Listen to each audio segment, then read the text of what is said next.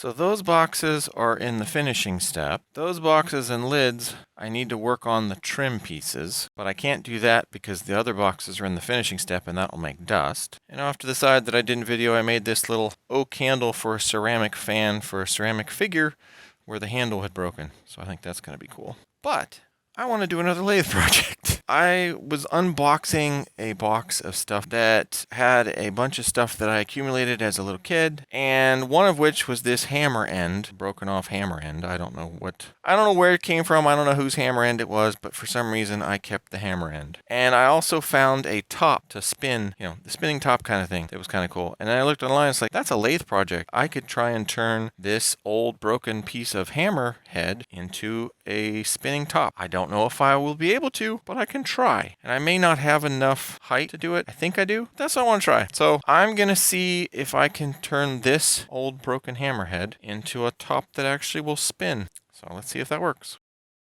All right, so let's first clean up one end, face it off, and then get it a little sorted, because I want to try and face both sides off before I do all the major work. So this way the jaws will hold this end of it to do the other side.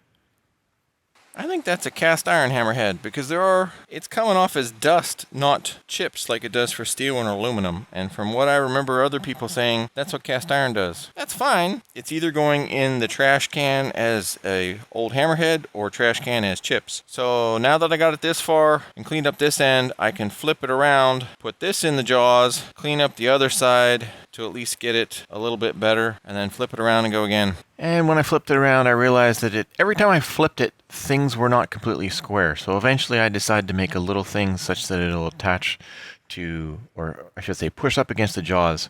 But here I just cleaned up both ends. Now I'm trying to do the top half and get that down to the, where you put your fingers and get that down to that size. And then here you'll see in a minute, I make a little, there you go, that little edge.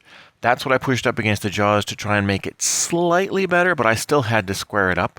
But theoretically, that would have worked. And now I just made the curve, and that was a pain because I had to use both the handles. But it worked.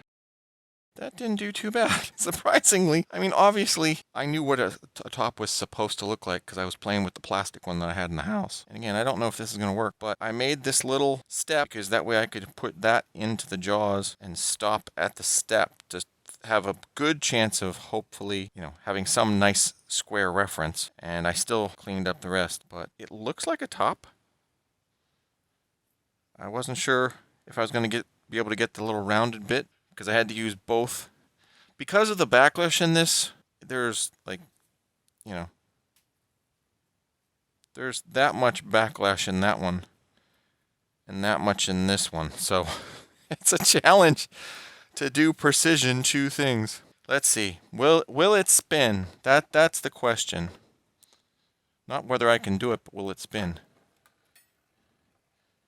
That's not bad, considering the surface and everything else.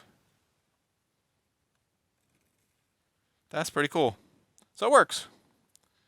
Yay. I'm sure on a better surface and a better spin. It's not perfectly balanced, but for a first attempt, I wasn't really expecting that. But it's still cool. And plus, I think this slants that way. Another issue is there's a fairly flat bottom. I might want to make that a little bit more of a round bottom than the flat.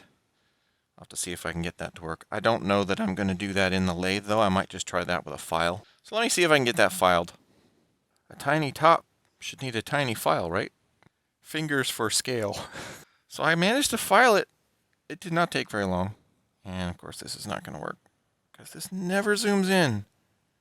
If I ever get a phone that zooms in, I'm going to be just shocked and amazed. So there we go. It's now a smoother, smaller end. So let's see on this not great surface how it does. That's not bad.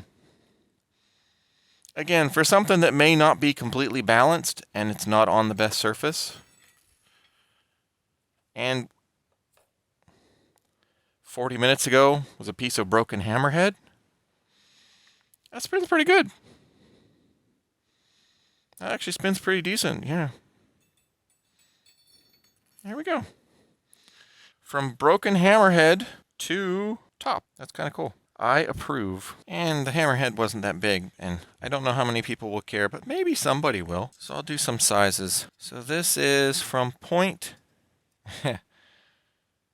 from point to top of the top. It's about 7/8 of an inch, and it's about 1 inch in diameter. So 7/8 inch this way and 1 inch across on the disc. And I did get a pretty good point on it with the filing on the little file. And for scale, there's the pile of chips. It's about, I would say, 1/2 to 3/4 of an inch high and 3 to 3.5 inches across. So it was a tiny hammerhead, but still, again, I don't know if somebody will care, but I am really excited about this. I didn't think I was going to be, but I'm really excited about this. That it not only it actually works, but it looks really cool. So yeah, very nice. Yeah, I had to try it on something flat. Oh my goodness, the simplest things. That's not a good throw. Try and get it straight. Let's see.